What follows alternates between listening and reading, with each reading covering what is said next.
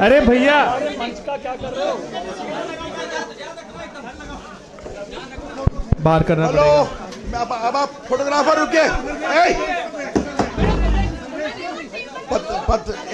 एक मिनट। मेरा सभी से निवेदन है कि पीछे हमारे सांसदगण बैठे हैं, हमारे विधायकगण बैठे हैं, थोड़ा सा अनुशासन बना के रखें। हाँ?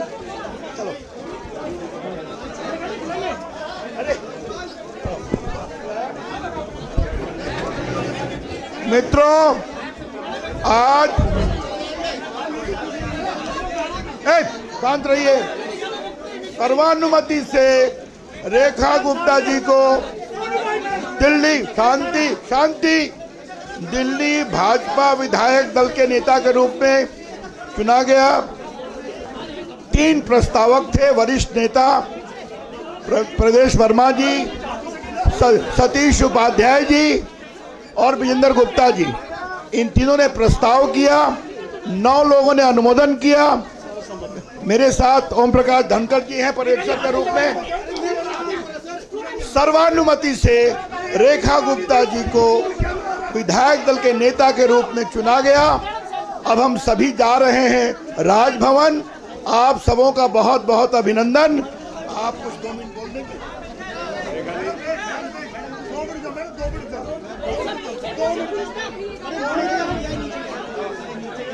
बहुत बहुत धन्यवाद मेरे शीर्ष नेतृत्व का, आदरणीय मोदी जी का, हमारे राष्ट्रीय अध्यक्ष आदरणीय नड्डा जी का, आदरणीय भाई वीरेंद्र सचदेवा जी का, हमारे पर्यवेक्षक आदरणीय रविशंकर जी का, आदरणीय धनखड़ जी का।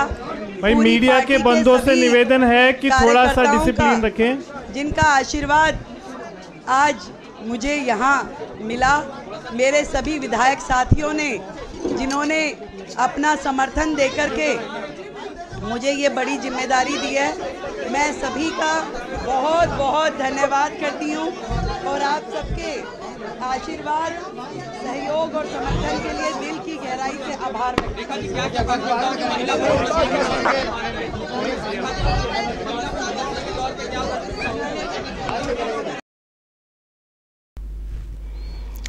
दर्शक, এই রাজ্যের মুখ্যমন্ত্রী, মহিলা মুখ্যমন্ত্রী মমতা বন্দ্যোপাধ্যায়, যেটাকে নিজেও বলে থাকেন খুবই গর্ব করে, একমাত্র মুখ্যমন্ত্রী, মানে মহিলা মুখ্যমন্ত্রী দেশে, একমাত্র মহিলা মুখ্যমন্ত্রী দেশে। আর ওনার দলের যারা আছেন তারাও বলে থাকেন, বিভিন্ন সময়ে মহিলা কার্ড একটা খেলার চেষ্টা করেন। একমাত্র মহিলা মুখ্যমন্ত্রী দেশে, একমাত্র মহিলা মুখ্যমন্ত্রী, তাকে সম্মান দেওয়া হয় না, তাকে এই হয় না, সেই হয় না। তৃণমূল কংগ্রেসের মানে মহিলাদেরকে গুরুত্ব দেওয়া থেকে শুরু করে অনেক কথা বলা হয় এবং সেই সঙ্গে বিজেপিকেও দোষারোপ করা হয়। তো মনে হয় যেটা দর্শক আজকে যেটা খবরটা পেলাম, আপনারা শুনলেন, এই মুখ্যমন্ত্রী এই রাজ্যের মমতা বন্দ্যোপাধ্যায় তার বা তার দলের অহংকারকে চূর্ণ করে দিয়েছে দিল্লি বিজেপি। দিল্লিতে যিনি মুখ্যমন্ত্রী হতে চলেছেন নতুন করে বিজেপির, তিনি একজন মহিলা, নাম হচ্ছে রেখা গুপ্তা। প্রিয় দর্শক, আমি শফিকুল ইসলাম এবং আপনারা দেখছেন আরামবাগ টিভি।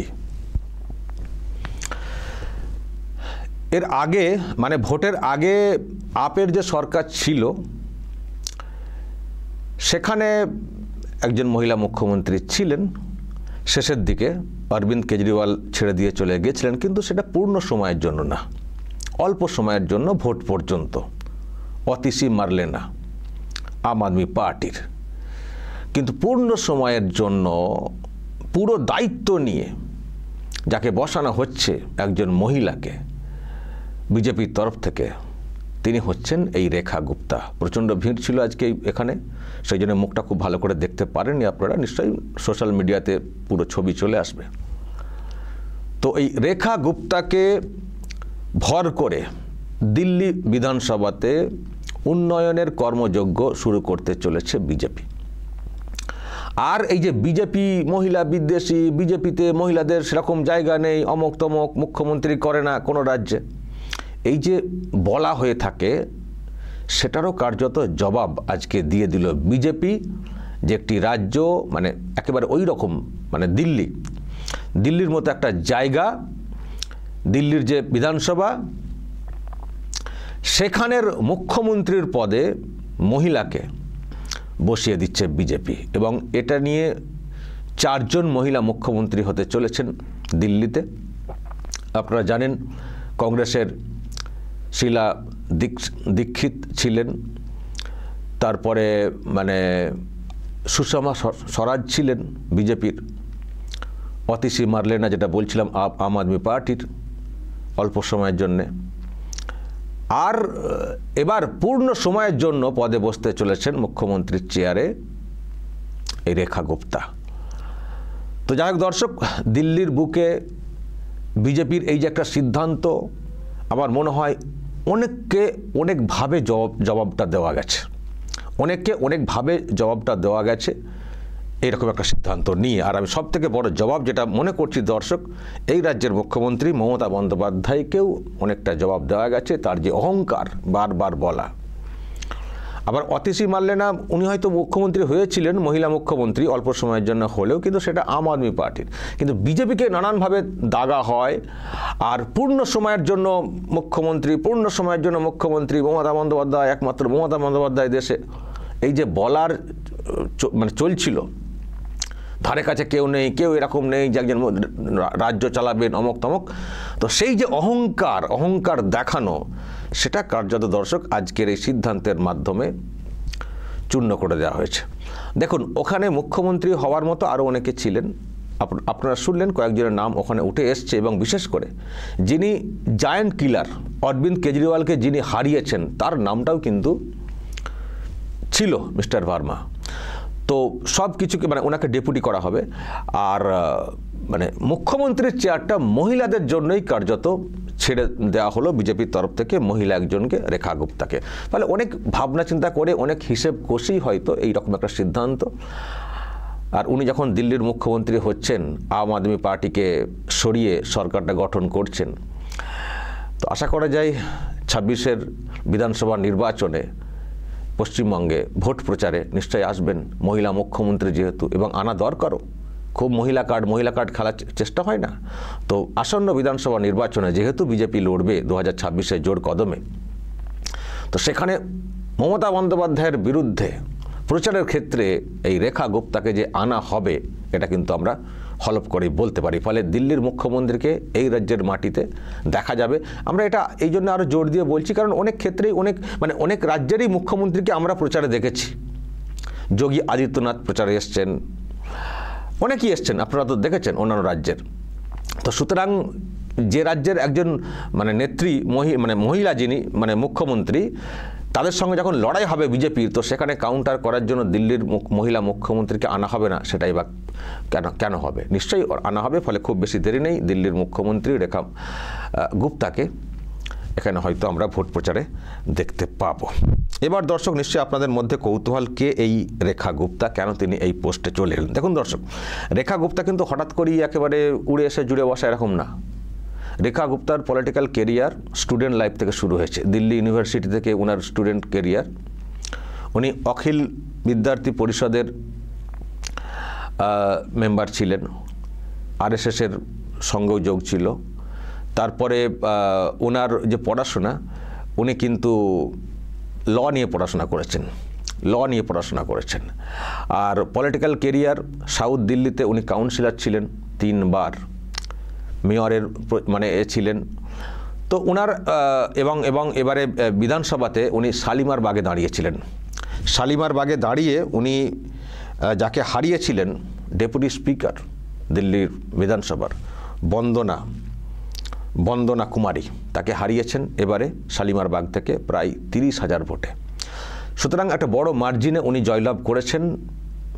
দক্ষিণ দিল্লিতে ওনার একটা বিরাট প্রচার আছে, পরিচিত মুখ, এবং মহিলা মোর্চার ভাইস প্রেসিডেন্ট, দিল্লি বিজেপির জেনারেল সেক্রেটারি।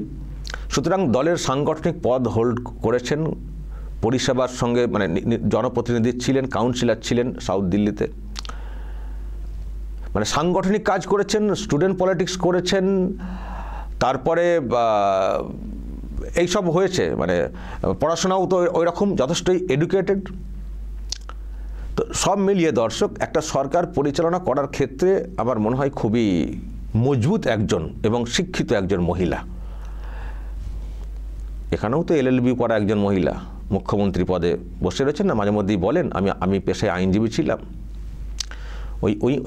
মানে ওই রকমই আইনজীবী যিনি আইনটাই ঠিক করে মানেন না, যিনি বারবার কলকাতা হাইকোর্টে ধাক্কা খান, চড় থাপ্পড় খান সরকারিভাবে, ওই রকমই আইনজীবী আর কি।